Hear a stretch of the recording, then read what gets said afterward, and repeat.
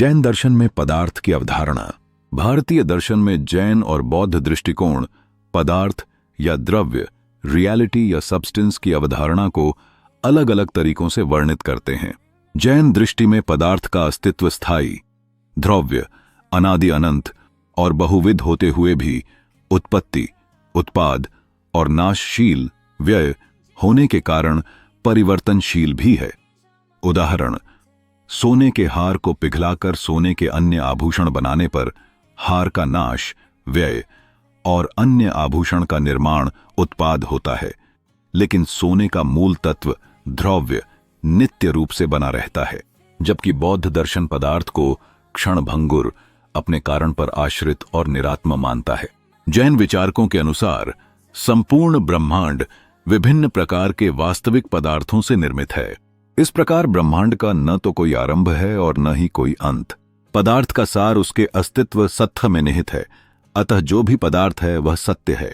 पदार्थ की परिभाषा इस प्रकार की जाती है कि जिसमें उत्पादन, उत्पाद, विनाश, व्यय और स्थायित्व, नित्यत्व की तीन विशेषताएं हों। इसमें उत्पाद और व्यय पदार्थ के बदलते हुए रूप, पर्याय हैं, जबकि ध्रुव्य वह स्थायी तत्व, गुण है जो उन परिवर्तनशील पर्यायों में भी अपरिवर्तनशील रहता है।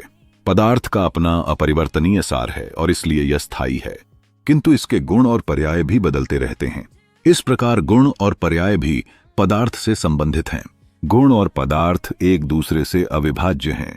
गुण पदार्थ के लिए आवश्यक धर्म हैं, जबकि पर्याय पदार्थ के गुणों में आकस्मिक परिवर्तन के कारण होते हैं।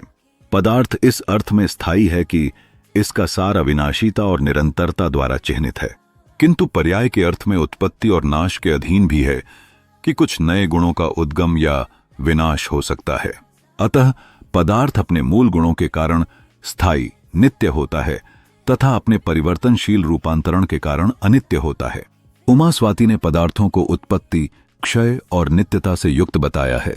जब कोई पदार्थ चेतन या अचेतन अपने स्वभाव को छोड़े बिना उत्पन्न होता है तो उसे उत्पत्ति कहते हैं। उदाहरण के लिए मिट्टी से घड़ा उत्पन्न होता है, मिट्टी का स्वभाव छोड़े बिना। नाश पूर्व गुण को छोड़ने का नाम है। उदाहरण के लिए मिट्टी घड़ा बनने पर अपना पूर्व गुण छोड़ देती है।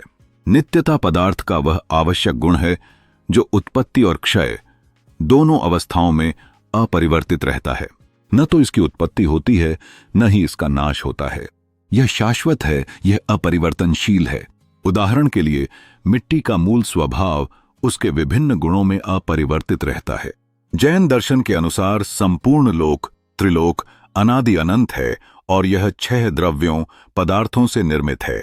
जीव, धर्मास्तिकाय, अधर्मास्तिकाय, पुद्गलास्तिकाय, आकाशास्तिकाय और काल। जीव द्रव्य चेतना और जीवन द्वारा तथा अजीव द्रव्य इनके विपरीत द्वारा अभिलक्षित होता है। चेतना आत्मा का मूल स्वभाव है। अचेतनता अजीव का सामान्य गुण है। अजीव द्रव्य 5 प्रकार का होता है। धर्म गति का माध्यम, अधर्म विश्राम का माध्यम, आकाश स्थान, पुद्गल द्रव्य और काल समय। ये आत्मा सहित जैन धर्म के 6 द्रव्य हैं।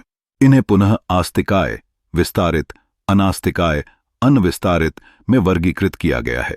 प्रथम प्रकार के द्रव्य विस्तार युक्त शरीर के समान होते हैं। काल द्रव्य को छोड़कर अन्य सभी द्रव्य विस्तारित हैं। काल विस्तारित द्रव्य नहीं है।